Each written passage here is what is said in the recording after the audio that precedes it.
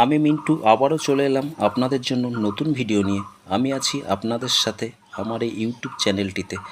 আজ আমরা জেনে নেব ভারতের প্রধানমন্ত্রী নরেন্দ্র দামোদর দাস মোদী সম্পর্কে দু চার কথা। 1950 সালের 17ই সেপ্টেম্বর বর্তমান গুজরাট রাজ্যের মহেসানা জেলার বড়নগর নামক স্থানে গুজরাটি হিন্দু মোদী পরিবারে জন্মগ্রহণ করেন তিনি। তার মাতা পিতার 6 সন্তানের মধ্যে তিনি ছিলেন তৃতীয়। তার পিতা দামোদর দাস মূলচাঁদ মোদী ও মায়ের নাম হীরাবেন মোদী।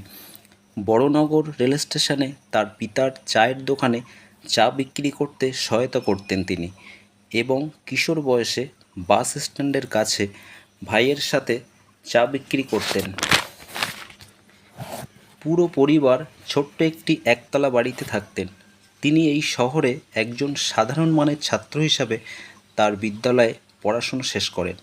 ছোটবেলায় স্বামী বিবেকানন্দের জীবন তাকে বিশেষভাবে অনুপ্রাণিত করে। মাত্র 8 বছর বয়সে মোদী রাষ্ট্রীয় স্বয়ংসেবক সংঘের স্থানীয় শাখার তার রাজনৈতিক গুরু লক্ষণ রাও ইনামদার নামক এক সাংগঠনিক কর্মীর সংস্পর্শে আসেন। ইনামদার তাকে সংঘের বাল্য স্বয়ংসেবক হিসাবে দলে নেন। এরপর 2001 সালে কেশুভাই প্যাটেলের স্বাস্থ্য ভেঙে পড়ে এবং তার বিরুদ্ধে ক্ষমতার অপব্যবহার ও দুর্নীতি ও 2001 সালে ভূমিকম্পে প্রশাসনিক দুর্বলতার অভিযোগ ওঠে। এর ফলে পার্টির জাতীয় নেতৃত্ব মুখ্যমন্ত্রী পদের জন্য নরেন্দ্র মোদীকে বিকল্প প্রার্থী হিসাবে তুলে ধরে এবং 2001 সালে 7ই অক্টোবর মোদী গুজরাটের মুখ্যমন্ত্রী হিসাবে দায়িত্ব গ্রহণ করেন এবং পরস্পর 4 বার অর্থাৎ 20 বছর মুখ্যমন্ত্রী পদে নিযুক্ত থাকেন।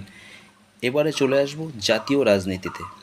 কেশুভাই শঙ্কর সিং দ্বন্দ্বের সময় তিনি প্রথম দিল্লির রাজনীতিতে আসলেও তেমন প্রভাব বিস্তার করতে পারেননি।